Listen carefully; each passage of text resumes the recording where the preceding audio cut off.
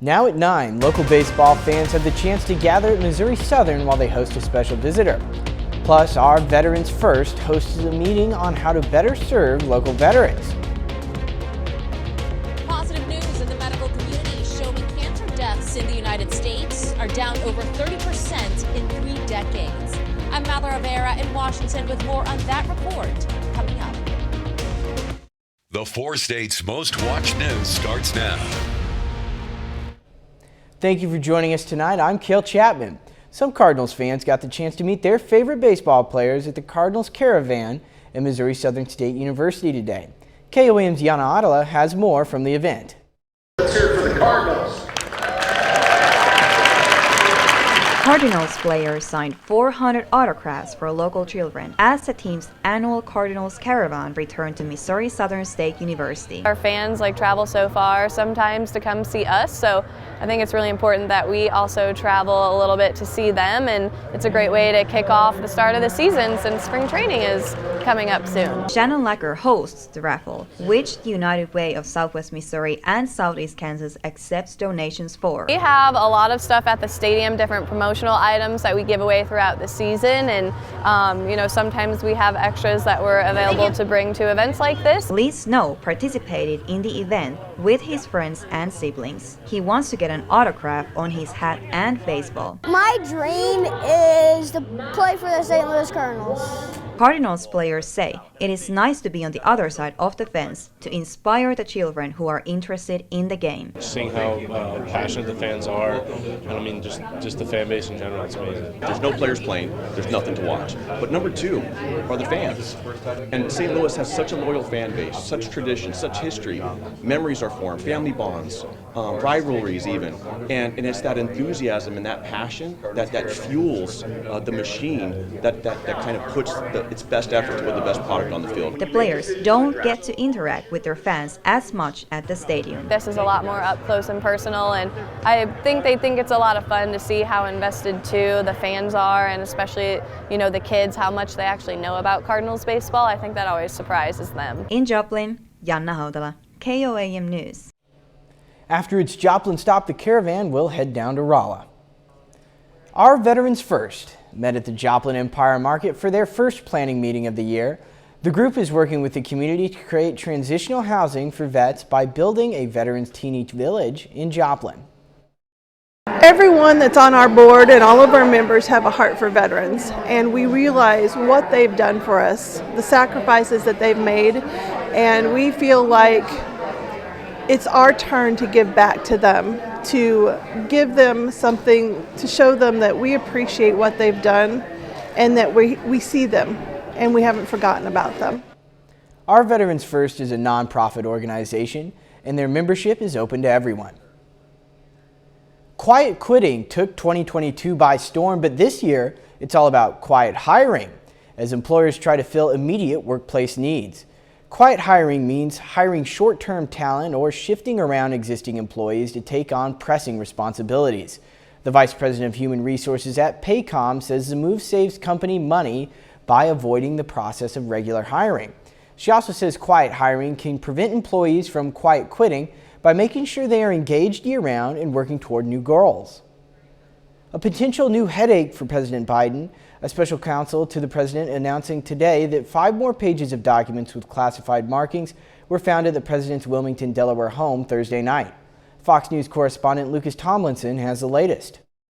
The White House says 5 additional classified documents have been found at President Biden's Wilmington home. But here at the White House all day Friday, there was no mention of them. Recall President Biden said Thursday morning his lawyers were done looking for classified documents. And they finished the review last night. They discovered a small number of documents of classified markings in storage areas and file cabinets in my home and my personal library. The White House says the first time classified documents were found at Biden's Wilmington home was on December 20th. Biden made no mention of that when he spoke in Mexico City on Tuesday. He only referenced those docs found on November 2nd at Penn Biden here in Washington. All week, Biden's press secretary refused to rule out additional classified material being found. The White House still won't say how many classified documents have been found in all. CBS News reports it's roughly 20, with about half marked top secret. Many Republicans are are calling for the White House to release the visitor logs for Biden's Wilmington home. I have little faith that they will try to resolve this matter, and especially in a transparent way, Sean. I think what's interesting is there's a lot of people going in and out of private residences. There's a lot of friends of Hunter Biden's, and we know some of the less than savory characters that Hunter Biden hangs around with. At least one Democratic lawmaker thinks those classified documents were intentionally misplaced. Another blames the staff. I'm suspicious of the timing of it.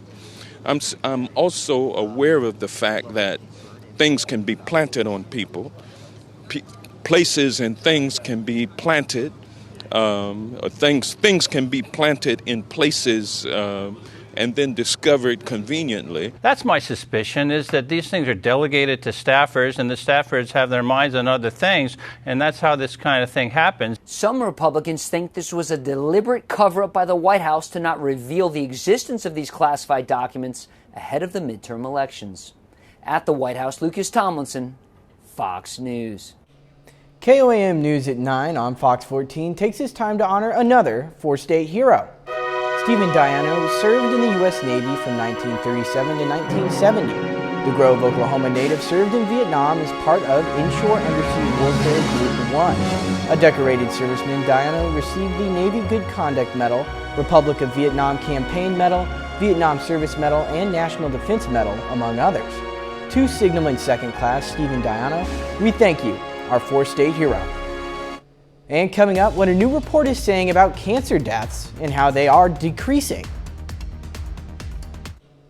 U.S. cancer deaths are way down, according to a new report. 3.8 million lives have been saved. Fox News correspondent Madeline Rivera reports from Washington. For the medical community, it's the news they've been waiting to hear. Since the peak of cancer death rates, which happened in this country in 1991, we are now reporting a 33% decline in cancer mortality. The data marks an important milestone in the fight against cancer. There are several reasons for the drop in fatalities per the American Cancer Society. Primary amongst them is the decline in smoking. So upwards of 19% of cancers in this country every year are attributed directly to smoking. Early detection and improvements in treatment are also driving deaths down.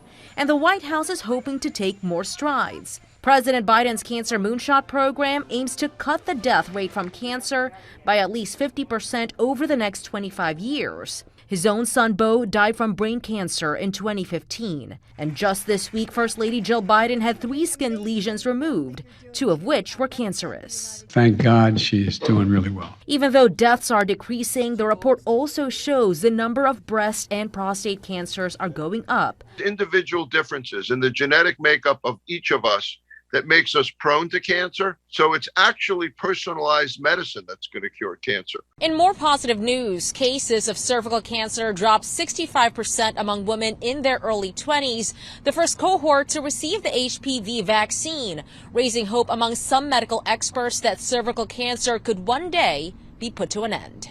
In Washington, Matha Rivera, Fox News. The Centers for Disease Control is investigating whether the Pfizer COVID vaccine increases risk of ischemic stroke in people over age 65.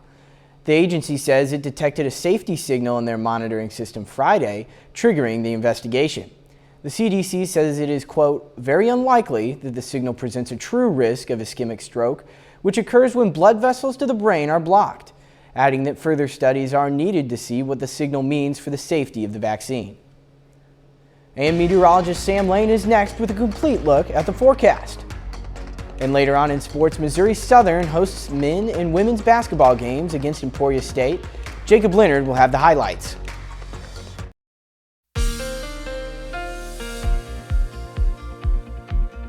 Well, friends, we have started off the weekend great with lots of sunshine today. Just some high clouds moving in this evening, but nothing really to spoil our evening. Let's take a look outside right now in Seneca, Missouri at Indigo Sky Casino and Resort. Pretty nice night down there. Looks like the parking lot's pretty full. And it looks like we're going to see some nice conditions tonight and through most of tomorrow. It's going to be a little bit breezy tomorrow, but we did make it up to 53 today after starting out at a chilly 20 degrees, which was actually below the normal of 25, but we beat the normal high of 44 today. The records are 71 and -7 back in 1979. Radar is all clear, and that's going to be the case for the next 24 hours, but then we're going to start to see some showers enter our forecast, especially because of this huge, powerful storm system that's moving into the west coast right now, spilling some moisture that's going to be moving in our direction. And once it gets here, that's when the showers are going to start to increase across the area. But temperatures right now are not too bad, generally in the 40s at this hour. Notice the winds are turned around to the south now, which is a warmer direction for us. In fact, we're about 20 degrees warmer tonight than we were last night at this time, so at least we're headed in the right direction. And it's a little bit above normal for January to have this nice of weather, but I don't think we're going to complain too much, because don't worry, Mother Nature is going to be coming back with winter pretty soon. All right, let's take a look at the dew points. They're generally in the 20s, so we do have a lot of dry air in place, and that's going to spell some problems on Monday, and we'll talk about that in a minute. 41 right now in Joplin, southeast wind at 8, feels like 36, and the dew point's 27, and the pressure is currently falling. Tonight, we're going to see mostly fair skies, with temperatures dropping down into the low 40s across the area with south winds. And then tomorrow, those winds are really going to be cranking out of the south. The wind machine gets turned on, and we'll see highs generally in the upper 50s to around 60 degrees. Then as we go into Sunday night and Monday morning, then the shower starts to break out across our area with generally temperatures in the 50s on Monday morning. Then that system rapidly starts to move off to the east, and in its place, we're going to have a very dry surge come in from the west. And with strong winds, low humidities, and the drought conditions still in effect, a high fire danger is likely going to occur on Monday afternoon. So please be aware of that. All right, let's take a look at what we're going to expect for Tuesday morning. Winds will come around to the north, and so we'll see lows dropping back down into the 30s as we head through Tuesday morning. Rainfall amounts, I wish they were going to be higher, but unfortunately not a lot to really go around for anyone, just generally around a tenth or so, lesser amounts to the north and west. And over the next 8 to 14 days, we're going to see a much colder air mass across the western U.S., mild on the east coast, and it looks like we're going to have a wet pattern across our area too, kind of a reversal of what we've seen, and the west coast is finally going to dry out. Here's your 7-day forecast. Tomorrow, 59 and windy, showers on Monday morning, better chance of rain on Wednesday, and then, wouldn't you know it, winter tries to come back next weekend with a chance of snow, and then extending that out, another chance of snow maybe next Tuesday. So winter is not gone yet. Well, there you go. Yeah, normally that wind is a killer, but it looks like it might help us out a little bit. A little bit, yep. Hey, that's pretty good. I'll take it. All right, well, coming up, how the FAA plans to make sure flights go accordingly during the holiday weekend. There's a lot of pressure on Transportation Secretary Pete Buttigieg and the FAA to make sure air travel goes well this holiday weekend. This as Mr. Buttigieg is facing intense blowback in Washington after Wednesday's meltdown grounded all U.S. flights. Fox News correspondent Nate Foy has the latest. This holiday weekend has air travelers worried as recent holidays have been a disaster at airports. The Transportation Secretary Pete Buttigieg has previously blamed airlines for poor planning. Now, many are blaming him for a meltdown this week. Now, the meltdown comes just over a year after President Biden's bipartisan infrastructure law that provides $5 billion to the FAA to update our country's air traffic control and flight infrastructure. But one of the main technology systems failed this week. The FAA released this statement saying, quote, "The NOTAM system is functioning properly and there have been no unusual delays or cancellations since Wednesday. A preliminary analysis determined that a data file was damaged by personnel who failed to follow procedures. The FAA is continuing its review." Now, some current and former airline executives are calling for an FAA upgrade. The fact is they operate with systems, both hardware and software, that are often decades old and will take many years to improve. Way back in 2003, Congress mandated the FAA implement a modernization plan by 2025, but a 2021 Inspector General report found updates were delayed because of poor planning. This has some people, like former acting Transportation Secretary Stephen Bradbury, arguing that Congress should transfer air traffic control to a private entity. In private hands, a simple system like this could be much more efficiently operated without issues like this. I don't understand why it couldn't be distributed more. Why does it have to be centralized and under, a government monopoly? The Wall Street Journal reports the NOTAM Air Alert system has failed 2 other times since early 2021, but in both of those other instances, the FAA was able to avoid widespread cancellations. In New York, Nate Foy, Fox News. Southwest Airlines' own shareholders are suing the company after an operational meltdown over the holidays. The lawsuit alleges that the airline, quote, continuously downplayed or ignored the serious issues with the technology it used to schedule flights and crews, which caused it to be affected more than other airlines by bad weather during peak winter travel season. Over the holidays, Southwest canceled over 16,000 flights and faced major operational issues. The blunder is expected to cost the Texas-based carrier over $800 million. Researchers say banning menthol-flavored cigarettes does not lead to an increase in illicit smoke sales, despite claims from the tobacco industry. A survey of smokers in Canada after a menthol cigarette ban showed there was no increase in sales for the First Nations Reserve, the top illicit cigarette source in the country. Researchers say the ban is another example of effective policies to decrease smoking and not to turn smokers toward illegal sources. The Starbucks CEO is ordering his staff to come back to the office. A report says Howard Schultz is requiring corporate staff to return to the office 3 times a week starting January 31st. Staff near regional offices must also be in person 3 days a week. Employees were allowed to work remotely since the start of the pandemic, but attempts to get them to return 1 or 2 days a week had previously failed. Schultz's reasoning for the change is that baristas don't have the privilege of working from home. And up next, how former wounded police officers are fulfilling his dream in Alaska. A former police officer in Minnesota, forced to give up his badge when someone shot and critically wounded him while on duty, is about to embark on a new adventure. It's something he's dreamed about his whole life. Devon Roming has the story. Staying strong through adversity is easier said than done. A lot of hard work has finally come to fruition, though. For sure. And perhaps no one has put in more work over the last 3 years. I'm ready. Are you ready? Than retired Waseca police officer Eric Matson. Learning to walk again was really challenging. Matson was shot in the head while responding to a call in January of 2020, leaving him with a traumatic brain injury. Every day I just got to wake up and try to be grateful for my life, and then go work out, trying to get back some of my abilities that seem second nature to everybody. Setbacks which have ultimately set him up for an opportunity of a lifetime as he jets off to Alaska for a hunting adventure on the Bering Sea. I've only dreamed about it. With Minnesota-based Hometown Hero Outdoors. A lot of this is to do with mental health and being able to show these individuals that they can still go do these things and achieve these dreams even what they've been through. All right, thank you. Joined by dozens of officers and former colleagues. There's the guy that saved my life right there. What's up, hero? What's up, buddy? What are you doing here, man? I'm going brown bear hunting while you're up there. You are? Come on with. You think we'd let you go without saying goodbye? It was a surprise send-off at MSP fit for a hero from those who've been by Matson's side since day one. He was on the driveway next to me, making sure I didn't bleed out the night I got shot.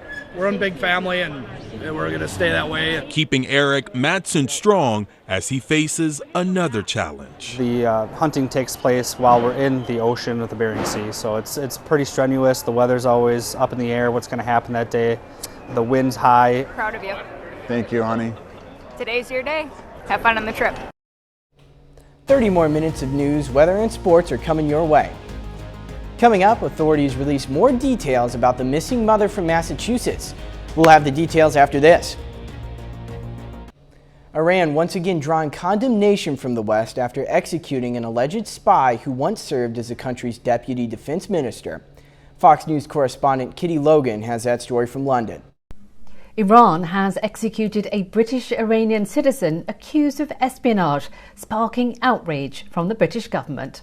Ali Reza Akbari, who was 61, was once an Iranian deputy defence minister. He was detained in 2019 and accused of spying for Britain, but he has reportedly denied those charges, saying he'd been forced to confess after extensive torture. The execution was announced on Iranian state television earlier on Saturday. The broadcast didn't give an exact date, but Akbar had already been sentenced to death, and his family was allowed a final visit earlier this week. The British ambassador to Iran was also summoned over the case, Iran's government accusing London of meddling with Iranian security. But British Prime Minister Rishi Sunak has condemned the execution, calling it, quote, a callous and cowardly act carried out by a barbaric regime. The government has now imposed sanctions on Iran's Prosecutor General. The execution comes as anti-government protests in Iran continue, despite a deadly crackdown. The US government has also condemned the execution, calling it sickening and barbaric. It's likely to place Iran's relations with the West under further strain. In London, Kitty Logan, Fox News. Tesla plunks down some serious cash in the hopes of expanding its Texas factory. The electric vehicle maker says it's planning to invest about $776 million at its Gigafactory. The expansion will add a cell test lab, a unit called Cathode, and a drive unit manufacturing facility. The investment would be one of Tesla's largest since building a Gigafactory in Germany last year. The company's stock value has dropped more than 71% since its all-time high value hit last November.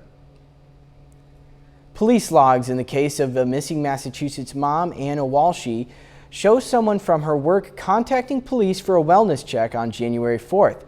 That's 3 days after she was last seen. This comes as a recently released 2014 incident report says Anna told DC Metro Police that Brian Walshy threatened to kill her and a friend. The two were not married at the time. Fox News correspondent Brian Linus has in Cohasset with the latest on this investigation.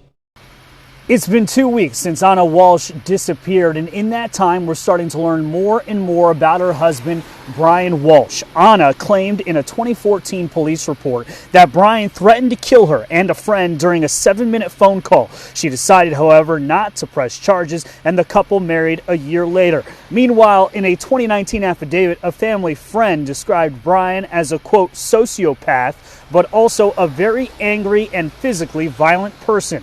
Brian is in police custody, charged with misleading investigators about his whereabouts as it pertains to the disappearance of his wife, as evidence of wrongdoing is seemingly mounting against him. He, for instance, never told police he went to a Home Depot and purchased $450 worth of cleaning supplies the day after Anna went missing. Blood and a broken knife were found in the family basement, a hacksaw, blood, and a hatchet at a nearby landfill, and he reportedly made internet searches on how to dispose of a woman's body. We spoke to the Silvas, friends and tenants of the Walshes. They found it odd that they texted Brian Happy New Year on the 1st, and he did not respond until the 2nd, saying he misplaced his phone and his son found it. And it's chilling because if the 2nd was like the day after she was missing, and I know if Mike was missing, I'd be like, have you spoken to my wife? Before I even responded to anything else he said. Have you spoken to her? Have you heard from her?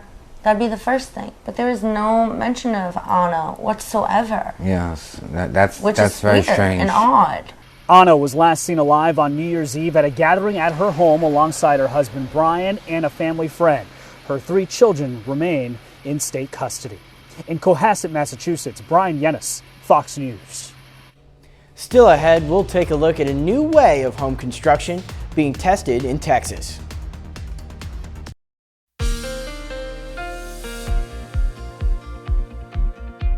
Well, folks, we are starting off the weekend right with lots of sunshine and warm temperatures. Hard to believe it's January out there, but don't worry, winter is going to be coming back, and you'll see that in our forecast. But let's enjoy tonight while we can.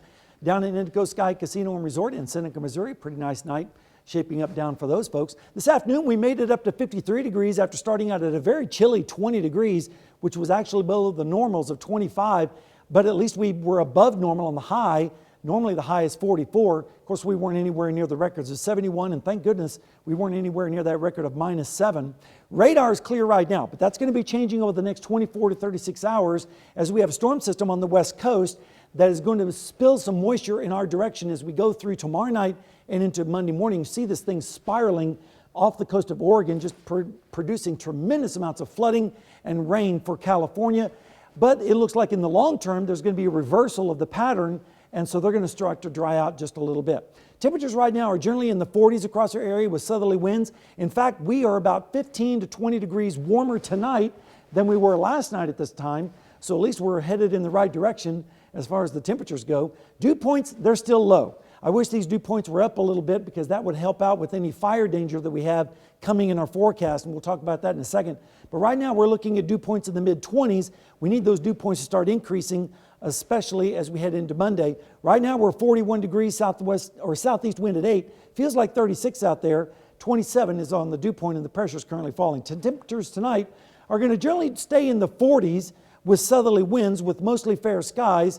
And then as we go through the day tomorrow, the wind machine's going to turn on and we're going to see these south winds coming up, and they're going to be gusty, very gusty, with highs in the upper 50s to around 60 degrees. Then Sunday night into Monday morning, that's when the shower starts to break out across our area. The best chance of that is going to be to the south and east, and temperatures Monday morning are going to be in the upper 50s. Then that system is going to move to the east, and in its place, a dry air mass surge is going to come in from the west, and our dew points are going to drop, humidities are going to drop, winds are going to be strong. So you put all that together and it spells fire danger. So please be aware of that for your Monday. Then as we go into Monday night and Tuesday morning, we're going to see lows dropping down into the 30s on northerly winds, with the winds dying just a little bit. Rainfall amounts, I wish there was a lot more I could give you, but unfortunately, lesser amounts to the north and west, higher amounts to the south and east, but only about a tenth. So it's just enough to wet the ground, and that's about it. The pattern is going to change. We're going to see colder weather out to the west, milder weather on the east coast, and then on the precip side, California is going to finally dry out. And meanwhile, in our part of the country, it's going to get a little bit wetter. And when you combine that with some cold air, it means some snow possible. Let's take a look at the forecast. Tomorrow, 59 and windy, showers Monday morning, more rain on Wednesday, maybe a mixture on Thursday morning, but a better chance of snow, I think, Cale, on Saturday of next week. And then that continues on into maybe Tuesday of next week. So winter is not done with us yet. Yeah, you know, it always comes in cycles. It That's always right. seems about halfway through January. It lets up a little bit, and then we're, so don't put total away those snow. winter coats just yet. We'll hold on to them. Thank you, Sam. Coming up in sports, the Missouri Southern men try to push their winning streak to 8 games against Emporia State. Plus, the Pitt State women aim for their 8th win in 10 games, hosting the Washburn Ichabods. Jacob Leonard has those highlights and more next.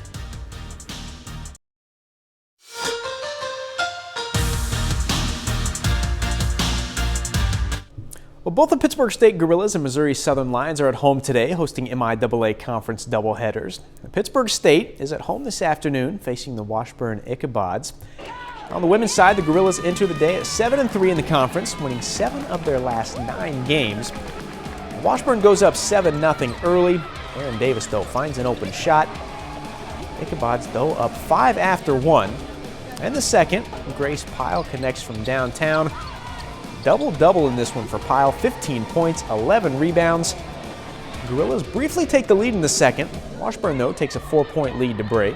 Second half, Gorillas get going. Corinna Gerber turns and scores 16 points, 9 boards for Gerber. Gorillas lead by 3 going to the fourth. Then the veterans put it away. Aaron Davis from the corner, she scores 13. Tristan Gegg lines up and buries the 3. Gegg scores 12, all 12 of them in the second half. Huge fourth quarter for the Gorillas. They pull away from Washburn 74-55. I think our energy started getting put together. We come to the bench after every timeout and we'd all have something to say, something to work on, something that we all needed to improve on the defensive side and even on the offensive side. So I think that really brought us all together as a team in the fourth quarter. I think when we're getting stops and we're feeling good about our defense, it picks up our offense and we're able to get some more looks when we're feeling good about our defense. To the men's game in Pittsburgh, Gorillas try to snap a 4-game losing streak today. Marquis English, watch his little brother score 30 last night for Pittsburgh High. He came out hot. Jam on the backdoor cut, then English getting the rebound, put back, and the foul. Finally, English gets the assist from Labette County High School product Magic Relaford. Marquis English scores a team-high 15. But the problem today was Washburn really shot the ball, man. They hit 14 threes, shot 53% from the field. Ichabods put it away, beating Pittsburgh State 93-63. The Missouri Southern Lions are at home this afternoon, hosting the Emporia State Hornets. The last time out for Southern, they snapped the 3-game losing streak, beating Washburn by 16. So today the Lions hit the floor against the Hornets, looking for back-to-back wins. Lacey Stokes, early 3 here from Missouri Southern. Rare quiet night for Stokes, but Southern outscores Emporia State 27-10 in the first. So we go to the second quarter. Good ball movement. Ball finds its way back to Chrislyn Jones in the corner. She hits 3 at that point. It's Southern by 16. 18.7 rebounds for Jones. But Caitlin Honeycutt, she was the leading scorer tonight, hits the long ball here. Honeycutt scores 20, including 4 threes. Missouri Southern starts fast and rolls by Emporia State 86-69. Really enjoyed how we started the ball game. We were making shots, getting open looks, and we knocked down some perimeter threes, which I thought was huge. Then we did a good job defensively, taking them out of what they wanted to do. We contested shots. We didn't give them second opportunities. And I thought it was big in that first quarter. We had 8 offensive rebounds to give us some opportunities, get some second chance points. But again, our defense was really good to hold them to 10 points in that first quarter and get a big lead was a big push for us in our mentality as far as our confidence of going forward. As for the Lion men, they try to push their winning streak to 8 games today against Emporia. We'll pick it up in the first half. Avery Taggart finds an opening at the top of the key. Knocks down the 3. 13 points tonight for Avery Taggart. Then Christian Bundy gets it ahead to Winston Desisau.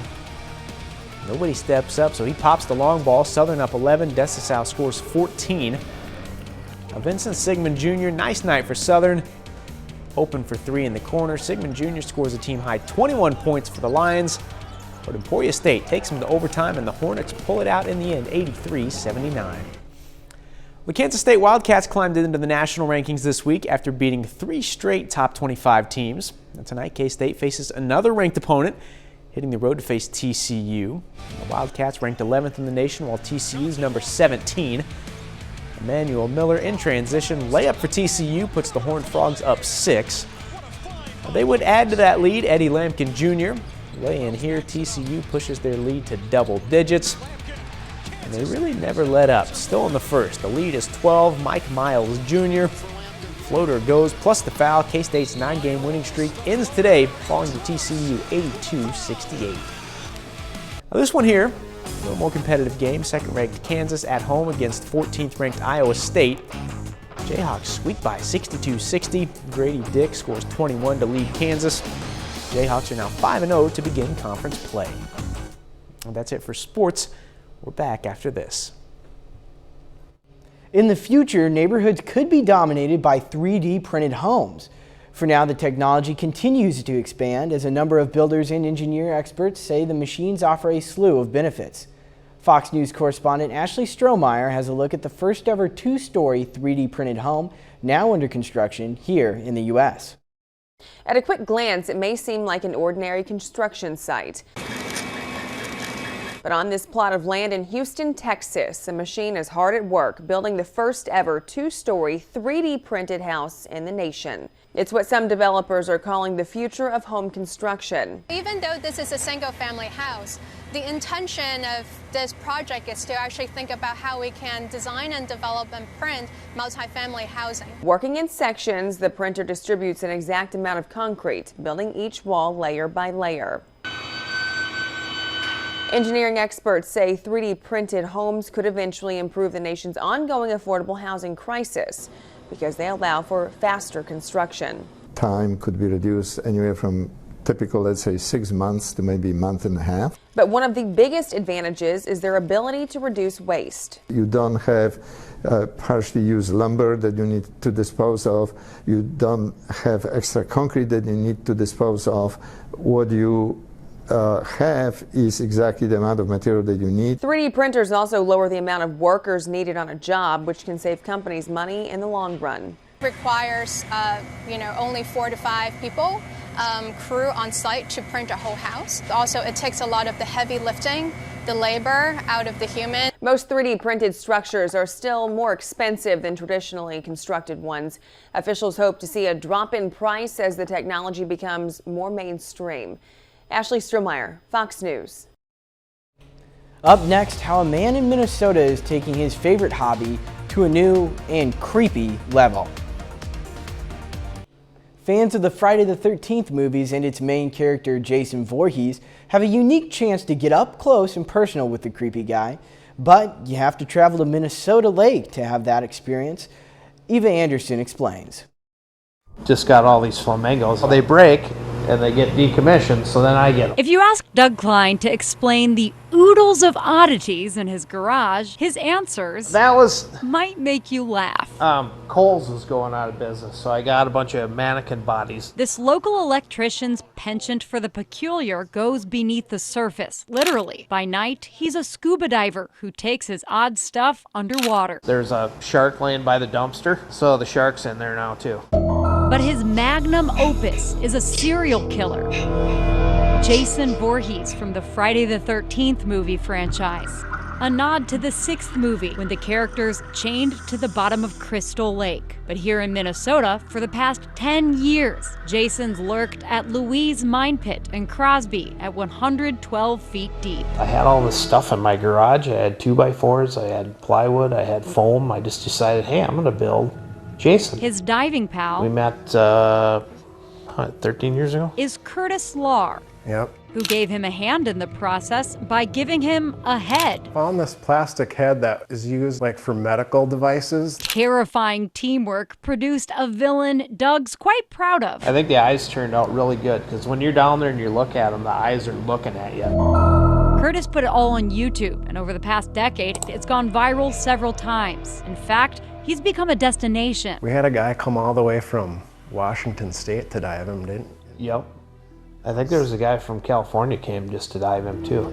People just really enjoy it, and that makes me happy. So happy he's got something or someone else in the works. That may end up as Freddy Krueger one day. Yeah, I mean, that's pretty creepy. Imagine going for a swim and seeing that under there. Thank God it's the 14th on Saturday. Yeah, exactly. We've missed the mark by a day. Well, let's take a look at the forecast. We're going to have a pretty windy day tomorrow and some showers on Monday morning and a better chance of rain, I think, on Wednesday. Some of that could mix over with some snow early Thursday morning. Not a big deal at this point. I think we're going to have to wait till next weekend before we start to see the real chances of snow come back in. So it looks like winter is going to try to make a comeback. Well, there you go. Yeah, make a comeback it well. Well, thanks for joining us tonight. That's all our time. We'll leave you with a video of dogs in New Orleans celebrating National Dress Up Your Pet Day. Thanks for making us a part of your night. Look at that.